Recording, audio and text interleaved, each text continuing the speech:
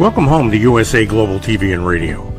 Ours is a place where dreams take flight, voices are heard, and stories are shared. This is where cultures meet, connections are formed, and ideas are transformed into action. This is your destination for authentic storytelling, diverse perspectives, and meaningful conversations. We're where global stories unite and bridges are built beyond all borders. Discover our world of education, entertainment, hope, and inspiration. Together, we're building bridges worldwide.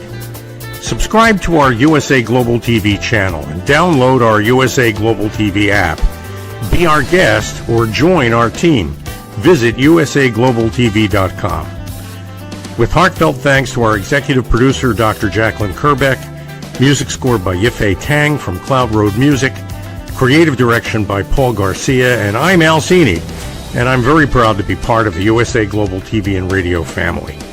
So join us here at USA Global TV and Radio. Make us your home for global connection. All rights reserved. This video and its contents are the exclusive property of USA Global TV and Radio. Unauthorized use, duplication, or redistribution in any form is strictly prohibited. Thank you for being a part of our global community. Let's inspire together. Hello and welcome to USA Global TV and Radio, where we provide world-class education, hope, inspiration and entertainment. Our show today is a woman's prerogative in partnership with E360 TV. Today's topic is drowning in clutter. It's not just stuff, it's you. I'm Caroline Heward. I'm absolutely thrilled and honoured to be representing Dr. Jacqueline as your host for USA Global TV and Radio's flagship show, A Woman's Prerogative. I'm a TV presenter on the channel and the resident therapist for USA Global TV and Radio. A very warm welcome to all our loyal viewers and our friends at E360 TV. And hello to all of our friends on our usual social media channels, YouTube, Facebook, LinkedIn and X. Dr. Jacqueline has been awarded with a very coveted award from YouTube, which is the Silver Creator Award, having achieved over 100,000 YouTube subscribers. We have over 106,000 YouTube subscribers on our first channel and over 35,000 on our second channel. A very big thank you to all of our subscribers. I am joined today by Reverend Lydia Fougeres. She comes in all the way from Canada and she is our resident panelist. Lydia Fougeres, she is a TV presenter in her own right. She also hosts a French show, which she has just launched in this last month. She is an author of bilingual self-help. She's a registered nurse and an intuitive and spiritual healer. She has invented Miracle Miss, which is patent pending, and she's also an advocate for free rise. Please welcome Reverend Lydia Fougeres. Thank you for having me. Hello, Reverend Lydia. Thank you very much for joining us tonight. Please do share with our viewers a little bit about who you are and how you help and how you work. Well, I work with my books 111 in Reflection for Thy Earth Odyssey. So I create programs to help them. I'm a reverend, so I do some weddings. And what I do is that I help in healings because I work with the energy. That is pretty much what I do. And I help immigrants integrate Canada because it is very important to help them be welcome in Canada. So this is pretty much what I do. And a country manager for Canada for USA Global TV and Radio. So thank you.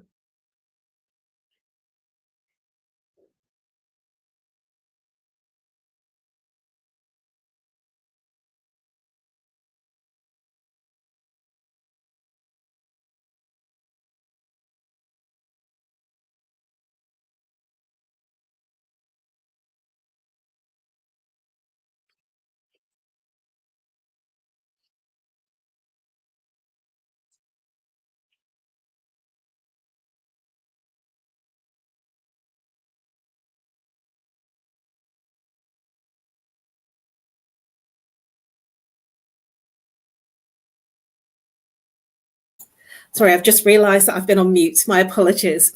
I'm Caroline Heward. I'm known as the Harley Street Stress Expert, and I help people bust their stress. How do I do that? I work with root cause therapy and chakra psychology, how the mind and body connects and what happens to the person physically, emotionally, mentally, behaviourally when there's an imbalance. And the imbalance is the symptom. Whatever the symptom is they're complaining about, whether it's a physical ache and pain, whether they're not sleeping, whether there's a relationship that's not working. That is how the stress is manifesting in their life. And I help the person by identifying in their blueprint the original cause, the root cause of what's created the behavioural or the physical, emotional, mental ache and pain. I also do talks online, and I do lunch and learn for companies, both face-to-face and online, and I do talks for businesses as well. I'm also a resident therapist, and I have a Talking Heads show once a month, and this month's show is on Tuesday rather than Thursday this week, and it is tomorrow, and we're looking at why we're not dealing with symptoms. Is the pill the answer, or are we covering up what's really there? So let's move on to our topic. And joining us is the wonderful Reverend Lydia Fougeres, Drowning in Clutter. It's not just stuff, it's you. When I was thinking about clutter and talking about this, I was sorting out boxes that I hadn't unpacked, boxes of clothes that I hadn't unpacked, and sorting out things that, because I've been sitting there for 2 years, I had to wash a lot of the clothes, and that was really difficult. So generally we think about clutter as physical mess, piles of paper overflowing, wardrobes, storage that we never open, and that was certainly me. But clutter shows up in very different ways. It shows up in our relationships, in old emotions, outdated identities. I certainly cleared a lot of clothes that I used to wear in corporate that I know no longer have any need for or use for. Identities, stories we tell ourselves, who we are, what we need. It costs us surrounded by what we no longer serves us. It's not just about the stuff, it's about us. So we're going to explore tonight what it means to let go and create space for who we are becoming. So my first question to you, Reverend Lydia, is thinking about clutter. We mainly think about stuff, but what does it mean to you when you think about the word clutter? And what else might we be carrying, and why is it weighing us down?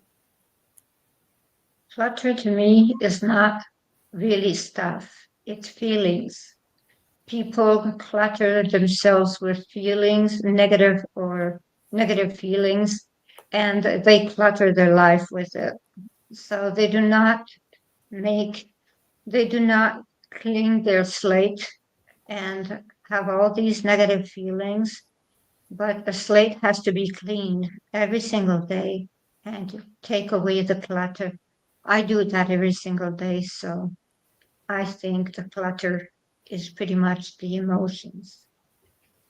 That's a really interesting perspective, Reverend, because I first heard the term clutter in terms of personal when I was selling my first home in London.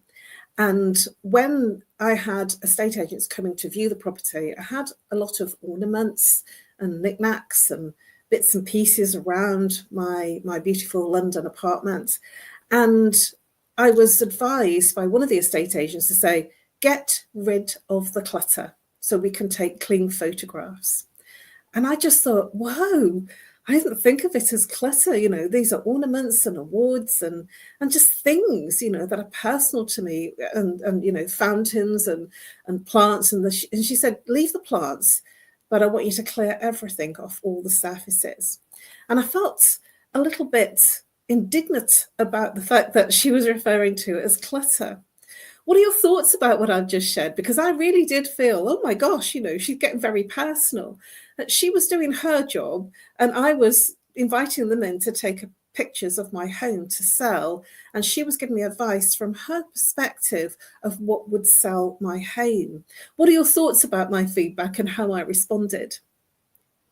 Well, I would have responded the same, because in my home in town, I have an apartment with a lot of decorations. So it would be called cluttered. And where I live with my spouse in the country, there is absolutely no clutter. It is so very simple. So we are very different on those two sides. He does not like anything. It took me a whole year to actually be able to put some picture frames on the wall because there was nothing, not even a picture frame on the wall. So I am the same like you when it comes to decoration, which I think is beautiful, but my spouse thinks the opposite. It's So fascinating, to each his isn't it? own. Yes. And I had candles and ornaments, and I've got a lot still in the boxes that I've still got to find homes for and room for. And I've actually got a home now that's twice the size, and I have a lot of books, and I can't get rid of the books. I'm really holding on to the books because I've spent all of my life in study, and I even found when I was unpacking the stuff in the bedroom, books from school books from my first year. And I can't believe how I'd stored it and didn't even realize I had kept hold of them. Cookery books with recipes. And I'm considering, why have I held on to this? And my view is, when I was clearing stuff out, I still haven't got rid of the school books yet, is that it's very much part of who I've been and my identity. It's been very much part of my journey. And that's probably why I've held on to it, because it was meaningful. What are your thoughts about that? Because I still haven't been able to let go of those books. I've put them back in the box and I thought, I'll deal with that another time. I've dealt with the clothes. That was easy. I don't fit into any of them. But I found it very difficult to get rid of the books. And that's textbooks, that's my own school books and my college books and theory books. And I have a lot of reference books. What do you think about the fact that I'm holding on to all this educational type book references? I understand, because I am the same. I have all my education books from when I became a nurse. So I have all my reference books. I have pretty much the books of pretty much all my life. So I have several libraries in my home. And I understand why you hold on to things, because we hold on to memories at the same time. I hold on to an empty bottle of perfume that belonged to my grandmother. That empty bottle is so very important to me. If I were to have a fire, I'd get the bottle of perfume out first. So this is something that is personal. It is a personal view. No one can actually understand us, and that is the way it is. That's fascinating that something so insignificant to someone else can mean so much. And this is exactly the point of why we hold on to things, because it's more emotional from what you've just described, and psychological, what that means. So we give meanings to things that we keep. We give meanings to what we don't keep. I remember when I filed for divorce and found out that my then husband was having an affair, I took down all of our pictures and I was about to throw them in the bin. I said, if you want the frame pictures, take them. I don't want them. And I was very brutal about it. I was extremely defined when I said all of this goes. And it was easy. I wasn't trying to hold on to anything. And it was very liberating to do that, to just let go of everything. Obviously, I was still living in the same home that we had, our marital home. So that was challenging. But I let go because it was too painful to hold them. And suddenly the energy changed in the room. When I let go of all the pictures and the paintings, it felt freer somehow. Do you have any thoughts to make or comments to make about the fact that I suddenly felt like I could breathe. You know, I've got all these wedding pictures around me, and suddenly I felt that, oh my gosh, you know, oh, I can breathe. I did exactly the same. When I divorced, I took all the wedding pictures, all the pictures of he and I everything was in the bin. No regrets, no nothing, no souvenirs, no nothing. Everything that had to do with the wedding flower, everything went in the bin, and I did not regret 1 minute. So you see, it is. I only keep what is positive, what actually brings me joy. So that was not going to bring me any joy. So I keep what makes me happy, and I throw away or give away what makes me unhappy. That is the way I function. It's really interesting that we both have similar views, isn't it? But I'm sure that other people don't hold on to things, and so they live in a very uncluttered and a sparse way in terms of the way that they live in their home. I've seen many sparse homes where it's just the functional furniture and the functional things. I've got, you know, intricate lamps and, you know, ornate things around, which I still have to find a home for everything. But do you think that clutter, and we're talking about things here, is some form of control or safety or identity? I do think, yes, it is an identity. It is the way we identify ourselves. My home is decorated in some kind of Italian, British style. And I am pretty much like that. And when someone comes in my home, they understand everything about me when they come and they see my home. So that is pretty much my home tells my life.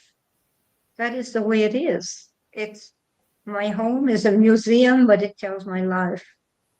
Mine is too. I have lots of Victorian things and things from the 18th century, like plant pots. I have a lot of plants which could be considered as clutter.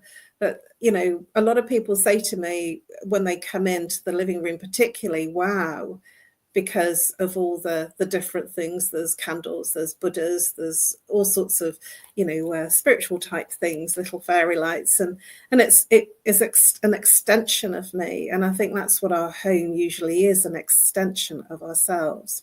When we come back, we're just about to go to a break. When we come back, we're going to look at the relationship. We've looked at the physical. We're going to look at the emotion, the relationship, and the mental and even spiritual reasons why we're holding on to things. So we're just about to go over to a short break. Thank you very much for your amazing and insightful shares, Reverend Lydia. Let's go over to a short commercial break.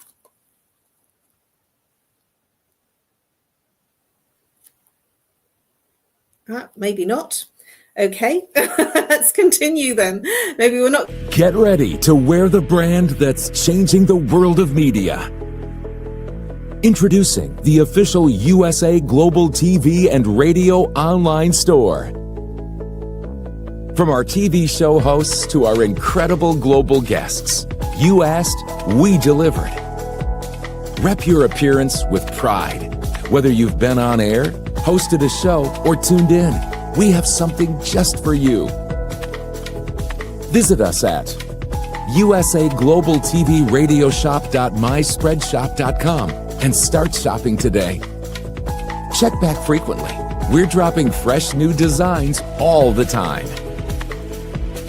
Showcase your role in our global community. These designs celebrate your voice, your story, your presence. It's more than just merchandise. It's a movement of hope, inspiration, education, and elevated listening. Head to usaglobaltvradioshoп.myspreadshop.com. Your spotlight awaits. USA Global TV and Radio. Elevate your style. Elevate the world.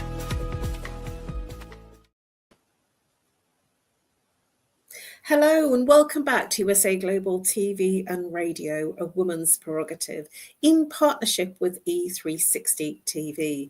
We have been exploring drowning in clutter. It's not just stuff, it's you. And we're going to continue with some interesting conversation with our wonderful full-time panelist, Reverend Lydia Fougeres. Please welcome back, Reverend Lydia Fougeres. Hello. Welcome back. If you missed us on the first part, we've been sharing some very insightful and interesting perspectives on drowning in clutter. And it's not just stuff, it's about you. We left just before, and if you missed it, please do check back on the replay. If you're here on the live, welcome back. We were just about to launch into the types of clutter. We were looking at physical clutter in our first part just before the break. And now I want to look at, you did mention a few things in terms of emotion, but I really want to dig down into the emotional, the relational, the mental, and even spiritual clutter. And which type of clutter do you see people struggle with the most, Reverend Lydia? They struggle with the emotional clutter. They have grudges and they keep those grudges. They keep them as if they are relics, but they do not know how to get rid of them. And there are many ways to get rid of grudges, because when someone has a grudge, they are the prisoner. So it is so much better to get rid of emotional problems. They are the ones that are prisoner. So I will suggest 2 or 3 ways to get rid of them. Thank you, Reverend Lydia. I'm in agreement with you. Even though I talked extensively about the fact that I have a lot of stuff, I would say that our emotional clutter is something that keeps us locked in our past. It's something that keeps us from moving forward in relationships, friendships. And if we've had a difficulty somewhere in a relationship, it's never surprising when you speak to somebody and you know that they've had difficulty in relationships, because they're still talking about relationships they had difficulties in and talking about it as if it's just yesterday and they split up maybe 5 years ago, maybe 10 years ago, maybe 20 years ago. And it's still, when you're speaking to them and listening to what they're saying, it's almost as if they're still in it. It's almost as if it's just happened not very long ago and it's recent. And I feel that people get locked and it's almost as if they're still in that relationship because they're talking about it as if it's still there, and they are, because in the mind it becomes real, and so they are emotionally and mentally trapped in a relationship that they're actually not physically in. What are your thoughts about that, Reverend Lydia? Well, this is exactly what is happening. That is the way it is. What I suggest is that someone that is in such an emotional state towards someone, to start with, stop talking about them. Stop talking about the situation, because you have to forget at some point you're a prisoner. Second of all, you can write a letter without sending it ever, by the way. You write a letter with all that you have against that person and what you did to hurt that person also. And then you burn the letter and then you leave it. You let the energy take care of it. And you will see it does not take a while. It takes 2-3 days and you just forget about the situation. As odd as it seems, it works. Or you take the bay leaves. You write the name of the person on a bay leaf, and you burn the bay leaf, and it works also. And those are amazing insights. Thank you so much for sharing those rituals, Reverend Lydia. I was smiling because I've met this concept of writing a letter and burning it, but I'd be afraid of setting fire to my house. so I haven't done that. Or some people have mentioned that I've trained with that you burn a letter outside. I didn't have an outside when I was in London. So when I went to fire ceremonies, I always thought that they were amazing, that, you could put all of the negative stuff into a stick or what represented all the difficulties, and then you would put it into the sacred fire. One of the things that I do is that I physically, emotionally, mentally, and spiritually let go. I learn the lesson. I learn what the wisdom is from that situation. What did I learn from that experience or that person or that friendship or that situation? And when I take the wisdom from it, that was the piece that I needed to take in order to be able to let go. And we're all here learning, exploring, experiencing.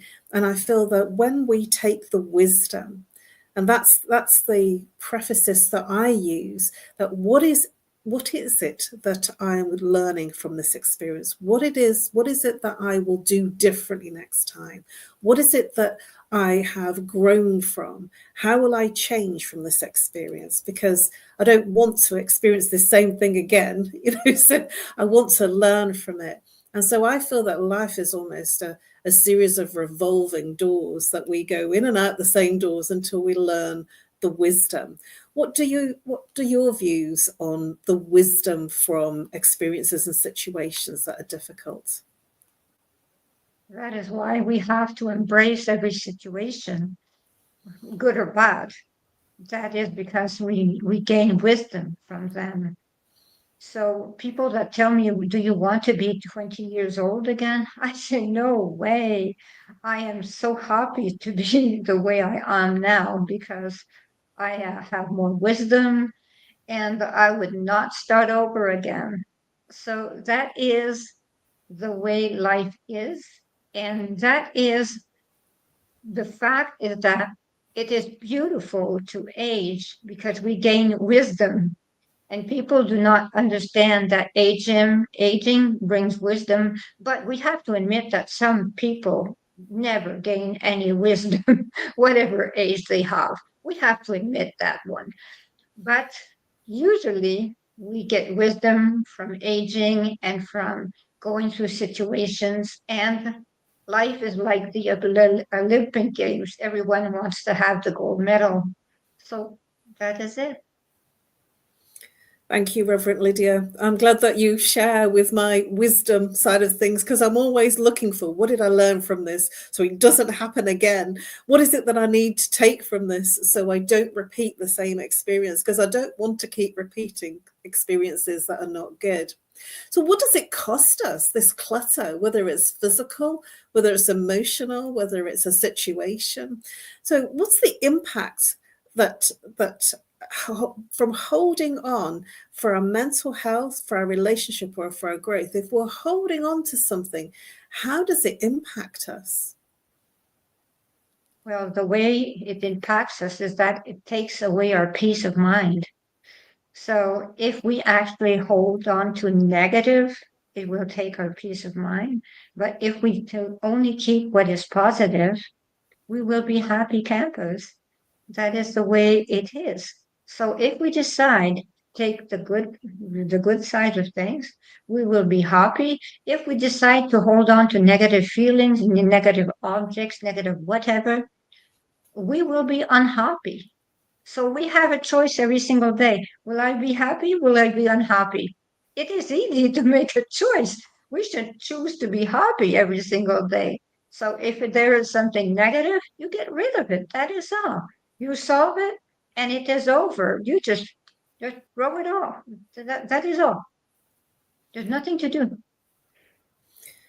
Thank you, Reverend Lydia. I also agree with you. But what about the people, like your clients that come to you, that are holding on to a grudge or an argument that they had with their sibling or with their parent or with a best friend, and they're still holding on to it a week later, 2 weeks later, a year later, 5 years later, 10 years later, and they bring it up in a conversation. You did that 20 years ago. What is it? How do you respond to that when you have no idea that you've done something, that you've upset someone, and then like 10, 15, 20 years later, they bring it up? What would you do? Because there are some people that live like that, and they live in that space of no peace of mind. And my personal view is that they're holding the hot rock of anger and upset, and the other person doesn't even know anything about it. What are your thoughts? Well, those are the ones that have cancer, that have all kinds of diseases that cannot be solved because they hold on to negative feelings. So if someone has done something that you think offended them, well, that is their problem. If they cannot get rid of it, and it's most of the time, it's absolutely nothing. It's just a detail. And sometimes I always say people stumble on the carpet. That is all. Just forget it, move on. And if they cannot move on, well, they do not deserve to be in your life. That is all. You want your peace of mind? Well, discard those people. You do not need them. They do not bring anything. Thank you, Reverend Lydia. Really insightful. What about if it's a family member and they're giving you a hard time and they're forcing you to keep bringing up the arguments of something that's happened in the past, and they're treating you did this, you did that, and they're talking about something that happened a long time ago. And it's difficult because you've moved on, but they're bringing you back, and it's not you, it's the other person. What is your suggestion in terms of how do you respond to that, in terms of finding your own peace and giving them some peace of mind as well? We can answer, and what about you? You never made a mistake? We can just ask them. They ask us a question, they tell us something. We can ask a question to a question. You did this, you did that. Okay. And what did you do? What did you do in return? So let's have a discussion. Let's have an open discussion and solve it. And that would be the last discussion. Let us solve the matter once and for all. You are angry. Let you be angry as much as you want. I can let you have the fit of your life. I'm okay. I will listen to you, but there is a price to pay. You will listen to me also. So that is a two-way lane. So they have to understand that if they keep on moving towards that situation, you are allowed to play the tango with them. So that is a game. They want to dance that game? No problem. You learn to dance with them.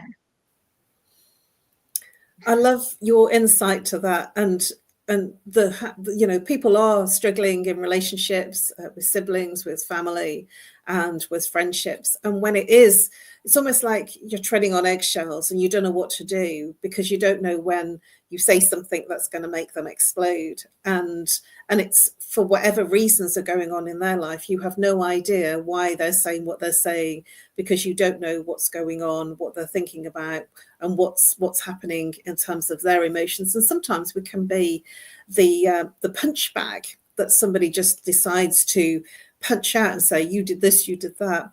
And it's very difficult. And I've got a suggestion if you don't want to get into that. I call it the tennis match. You did this, you did that. To listen and go silent and decide what's yours to deal with. So what it is that, what you take ownership on and what's theirs. And don't take on their stuff. Don't take on the significance of their stuff, because that will keep being offloaded onto you. So my suggestion is, yes, it's important to understand why something has gone wrong, but then it's also then important to find a place of peace within the relationship or the situation. Otherwise, it'll keep being brought up. And I know that there are many people in difficult relationships that keep bringing up something. You did this, you did that. And it could be 6 months ago, a year ago, 5 years ago. And it's not necessary. We live in the moment that we're in. So I just have one very quick question because our show is coming to an end. Paperwork and emails. I'm a bit of a fan of this. I keep all the paperwork, and until I left, I didn't throw anything away because I wasn't sure what to throw away, and I threw lots away because it was so old. So there's this phrase, maybe one day I might need that. And now we've gone very digital and very electronic. Why do you think that people hold on to emails and paperwork as well as old goals? That is a question that I cannot answer because I do that. I hold on to emails, even if I never go back to read them, I hold on to emails. I probably am afraid that I will miss something or that I will have to respond to something. I know I have a specific angry email that I never responded to. And sometimes I go back to that angry email I received. And it makes me wonder. But at the same time, I never answered. So I did keep the email, but at the same time, I never did anything about it. So I do hold on to emails, good or bad. I hold on to them, except spam.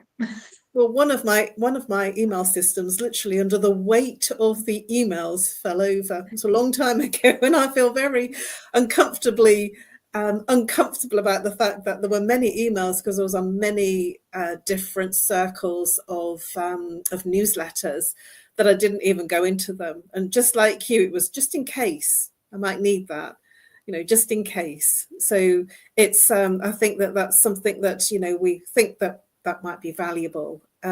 But I know many other people that are very tight and stringent with their emails, and they just get rid of them if they're not necessary. So we are now at the end of our show. Please, Reverend Lydia, share how people can contact you and the best way to reach you. Okay. People can reach me on WhatsApp at 1-514-582-6882. I am always open to do some guided imagery with them on Zoom or a program to help with my books. I am also an intuitive healer, so I can help them heal also. And they do not have to see me. I can do it through Zoom also. There is no problem. And if they are in Canada, in the province of Quebec, I can perform a wedding. So I'd be happy. And I'd be happy for people that speak French to listen to my podcast once a month. So thank you very much. Thank you, Reverend Lydia. For me, you can reach me on No More Stress at live.co.uk or call if you're international +44. If you're local, 07523 120 189. You can follow me and connect with me on LinkedIn and Facebook. And you can even search for all of my shows. If you put my name in and YouTube, all of my shows will come up from USA Global TV and Radio. You can also go to USA Global TV and Radio and do a search for Talking Heads and A Woman's Prerogative, and all the shows will be there. And I look forward to seeing you tomorrow for my Talking Heads episode. So we have been exploring the wonderful topic of clutter, drowning in clutter. It's not just stuff, it's you. Our conclusion to this is letting go isn't about tidying up. It's about freeing up, freeing ourselves from outdated attachments, unprocessed emotions, fear, or change. Whether it's stuff, situations, people that's weighing you down, it might be time to ask, what am I afraid to do without this? Because letting go isn't loss, it's liberation. Here's to a lighter and freer you. I look forward to seeing you next week. Thank you so much, Reverend Lydia, for being our full-time panelist and for amazing shares. Thank you very much to Dr. Jacqueline for all of the whizzy effects behind the scenes. Please download our app, USA Global TV and Radio, and be part of the global family, bringing hope, education, inspiration through storytelling. I look forward to seeing you next week, 7 p.m. British Summer Time, which is 2 p.m. Eastern Time. Bye-bye for now, and thank you all for listening, whether you're on the live or the replay. And over to our sponsors. In a world craving connection. One platform dared to dream bigger. USA Global TV and Radio, a beacon for global voices, authentic storytelling, and elevated listening. Led by visionary Dr. Jacqueline Kerbeck, the journey from a spark to a global force is now captured in one inspiring book. Honored with YouTube's Silver Creator Award for surpassing 100,000 subscribers. Discover the evolution, the challenges, the triumphs, and the unstoppable spirit that created a global movement. Executive producer Dr. Jacqueline Kerbeck. Music score by Yeffy Tang. Creative director Paul Garcia. This video and its contents are the exclusive property of USA Global TV and Radio. Unauthorized use, duplication, or redistribution in any form is strictly prohibited. Now an Amazon #1 new release in paperback and ebook. Broadcasting Brilliance, the evolution of USA Global TV and Radio, is inspiring readers around the world. Join the movement that's redefining global media one story at a time.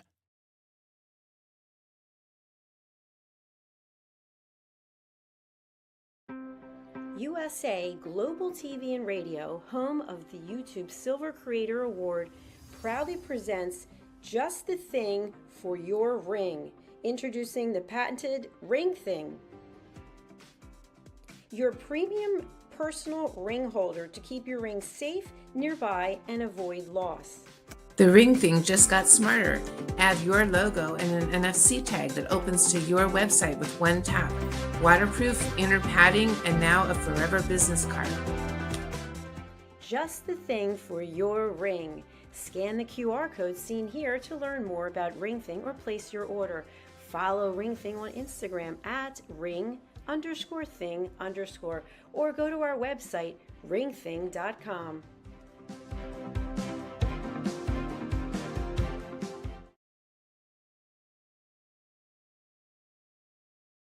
Meet Red O'Loughlin, TV show host, presenter, and author. Howdy y'all, Red O'Loughlin here. I'm a TV host on the USA Global TV and Radio Network. Red has 3 weekly shows every Thursday. I've been a TV host now with USA Global probably maybe just a little over 3 years. Probably, I know for sure 250, 300 shows. Join Red on the Corner Bookstore.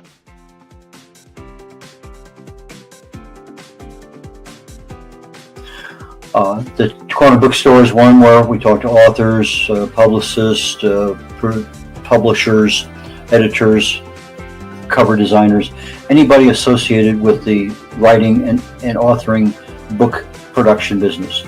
You have somebody in that area, I can help you with regard to getting your book done, getting it published, working with you on a cover. A lot of things I can help people with, and I have probably maybe published over 40 books for people so far. Join Red on The Wise Ones.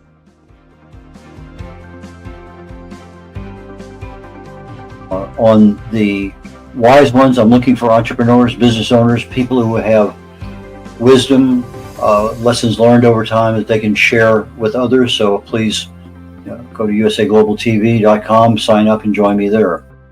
Book your session on usaglobaltv.com. Join Red on Talking Heads.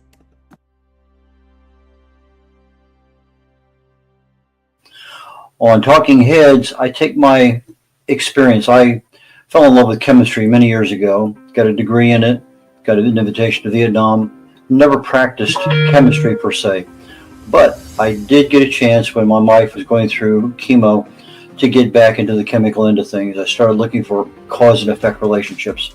I had been working at a company doing cause and effect analysis on failures in the field on various products that we made. So I said, why not look at the cellular structure in the body? The chemicals are chemicals, they do certain things. So I take my knowledge of chemistry and research, I write about it, I speak about it. I have over 1,000 original content articles on LinkedIn, most of them dealing with some aspect of health or wellness. I speak on that topic quite often, and the Talking Head show is one that I concentrate my knowledge of health and wellness on in order to help people. Red is a distinguished Toastmaster. As a distinguished Toastmaster, I help people get their speeches developed. The presentation is something that I critique all the time with Toastmasters.